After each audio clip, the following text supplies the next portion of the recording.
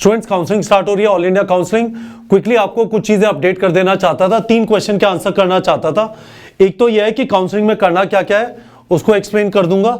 दूसरा, हमने जो आपको डेटा प्रोवाइड किया और एक बार उसको स्क्रीन पे भी दिखाऊंगा, उससे आपको कैसे हेल्प मिलेगी।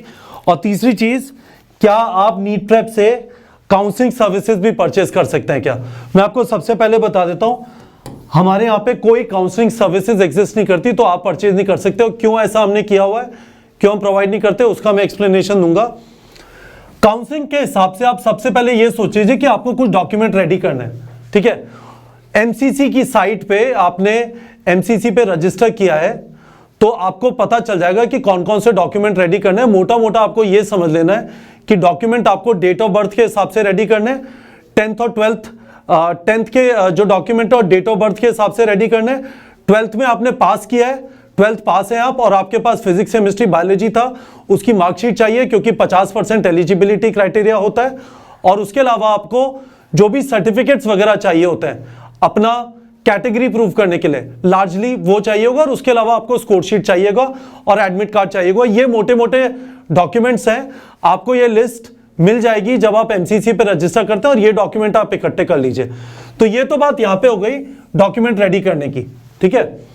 जहां तक चॉइसेस फिल करने की बात है, वो लिस्ट हमने जो प्रोवाइड की है, ठीक है, ये जो लिस्ट हमने प्रोवाइड की है मैं अभी आपको दिखाऊंगा, उससे काफी आसान हो जाता है। तो हमने क्या किया है, मोटा मोटा बता देता हूं, फिर लिस्ट पे चलेंगे, और उससे पहले इस वाले सवाल का भी जवाब दे दूंगा।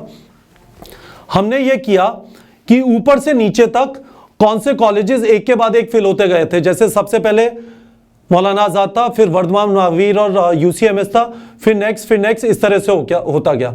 अब इसमें बस एक कॉम्प्लिकेशन जो इस साल आई है, या बोलिए अच्छी चीज आई है, वो ये है कि एम्स की करीब 1800 सीटें उसमें ऐड हो गई हैं। तो ऑब्वियसली मौलाना आजाद से पहले एम्स दिल्ली फिलअप होगा, उसके बाद कौन से कॉलेजेस फिलअप होते हैं, लोग एम्स भोपाल चूज करेंगे या केजीएमयू चूज करेंगे, इसका कोई पास डेटा एग्जिस्ट नहीं करता। हमने जो डेटा कलेक्ट किया है 2019 के हिसाब से कलेक्ट किया है, और वो एक काफी इंडिकेटिव है। एटलीस्ट आपको जब चॉइसेस भरनी है, एक बार आप डॉक्यूमेंट के साथ रेडी हो गए, उसके बाद जो आपको चॉइसेस भरनी है, पहले क्या भरूं, दूसरा क्या भरूं, तीसरा क्या भरूं, आपको बिल्कुल एंड तक अपनी प्रेफरेंसेस डालनी है।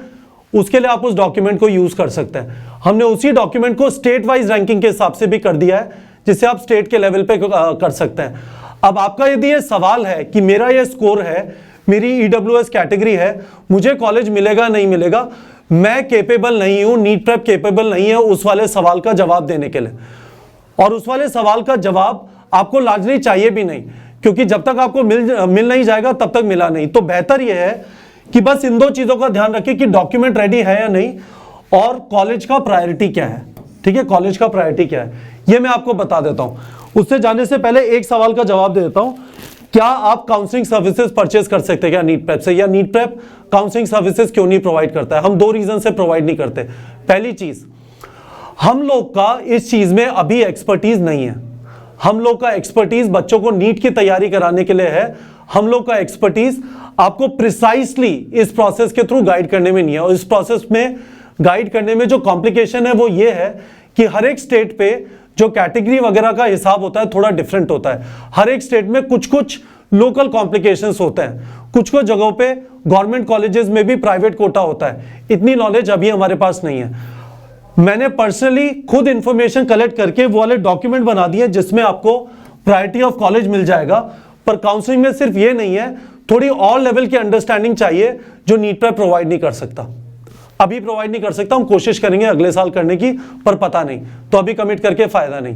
दूसरी चीज, यदि हम आपकी प्रेपरेशन भी करा रहे हैं, ठीक है, अभी हम ये करते हैं, ठीक है, कि नीट प्रेप है, ठीक है, और प्रेपरेशन के बाद आपको काउंसलिंग करनी है, ये काउंसलिंग प्रोसेस आ गया, ठीक है। यदि ये भी नीट प्रेप कराता है, ठीक है, तो यहां पे कॉन्फ्लिक्ट ऑफ इंटरेस्ट होने का स्कोप है, ठीक है। और कॉन्फ्लिक्ट ऑफ इंटरेस्ट इसका मतलब यह है कि वकील भी हम है ना, और जज भी हम, ठीक है। तो यह गड़बड़ हिसाब होता है। यह हिसाब थोड़ा इस लेवल पे हो सकता था कि हम लोग कहते कि हम सिर्फ गवर्नमेंट कॉलेज की काउंसलिंग में आपको हेल्प करेंगे। यदि हमें उतनी नॉलेज होती तो हम अगले साल भी करेंगे, तो शायद गवर्नमेंट कॉलेज के लिए करें, पर प्राइवेट कॉलेज में तो करने का ये प्रॉब्लम है कि प्राइवेट कॉलेज XYZ वगैरह है, ठीक है, और उसके अंदर हमने आपको बताया कि इसको ज्वाइन करो, इसको मत करो, ठीक है। तो यहां पे इमीडिएटली कॉन्फ्लिक्ट ऑफ इंटरेस्ट है, क्योंकि प्राइवेट कॉलेजेस में सिर्फ स्कोर के बेसिस पे एडमिशन नहीं हो रहा। तो हम लोग अगले साल भी काउंसलिंग कराएंगे, तो प्राइवेट कॉलेज के अंदर तो डेफिनेटली सपोर्ट नहीं करेंगे। गवर्नमेंट कॉलेज में इस साल आपको परफेक्टली इसलिए सपोर्ट नहीं कर सकते कि उतनी इंफॉर्मेशन, उतनी नॉलेज नहीं है। पर एक जो चीज, जो बहुत बड़ी चीज है, डॉक्यूमेंट आप आराम से रेडी कर लेंगे, और ये जो प्रायोरिटी ऑफ कॉलेजेस है, कम से कम गवर्नमेंट मेडिकल कॉलेजेस की, ये हम आपको प्रोवाइड कर रहे हैं। मैं आपको दिखा देता हूं कैसे, ठीक है। हमने आपको एक ये लिस्ट प्रोवाइड की थी, ठीक है। ये मैं टेलीग्राम चैनल पे वापस डाल दे रहा हूं, इसको मैं टेलीग्राम चैनल पे वापस डाल दे रहा हूं। इसमें बस चेंज ये होगा कि पिछले साल मौलाना आजाद सबसे पहले बंद हुआ था 687 स्कोर पे। इस साल हम एक्सपेक्ट करें, हो सकता है 690, 691 वगैरह पे बंद हो जाए, क्योंकि पहले एम्स दिल्ली बंद होगा, उसके बाद मौलाना आजाद चालू होगा।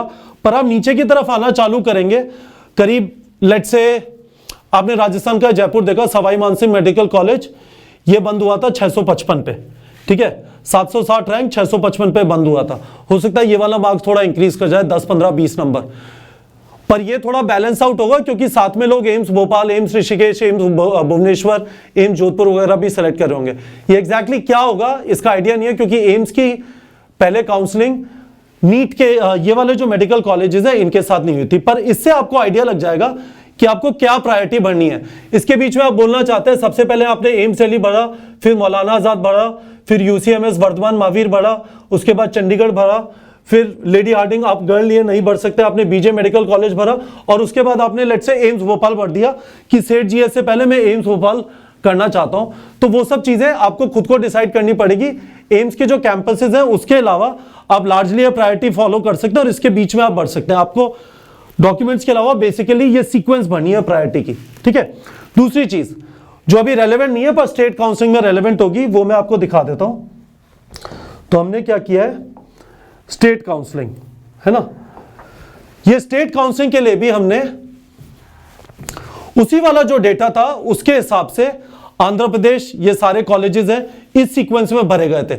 सबसे पहले विशाखापट्टनम, फिर गुंटूर, फिर कर्नूल, फिर तिरुपति, फिर विजयवाड़ा, काकीनाडा, नेल्लोर, कडप्पा, अनंतपुरम, श्रीकाकुलम, उंगोल और तिरुपति, है ना। तो पहले SV मेडिकल कॉलेज और Shri Padmavati medical college for, ये सिर्फ विमेन के लिए है ना, अलीपीरी रोड पे। इसी तरह से हमने आसाम का भी दे दिया, गुवाहाटी वगैरह का, है ना। पटना मेडिकल कॉलेज दे दिया, ये सारे बिहार वाले हैं। तो आपको बस ये सीक्वेंस बनी है, बहुत सिंपल सा है। जैसे आपने छत्तीसगढ़ का आपको स्टेट काउंसलिंग करना है, ऑल इंडिया काउंसलिंग नहीं हुआ में नहीं हुआ, उसके बाद स्टेट काउंसलिंग करना है। या ऑल इंडिया काउंसलिंग में इतना अच्छा कॉलेज नहीं मिल रहा था जितना अच्छा JNM मेडिकल कॉलेज रायपुर है, तो आपने वो छोड़ा और स्टेट काउंसलिंग कराया। तो बस आपको ये 6 चॉइसेस भरनी है, क्योंकि गवर्नमेंट मेडिकल कॉलेज इतने हैं, रायपुर, बिलासपुर, ये कहाँ पे है, राजनांदगांव है, रायगढ़ है, जगदलपुर है। हम एक वीडियो डालेंगे एक स्टूडेंट का जो जगदलपुर से और हमारे यहाँ पे हमारे प्लेटफॉर्म से उसने कोर्स लिया था, सिलेक्शन हो रहा है, ठीक है। और एक और राजनांदगांव वगैरह में, है ना। तो ये सारे हो गए, तो ये हमने लिस्ट डाल दी है, दिल्ली के कॉलेजेस हो गए।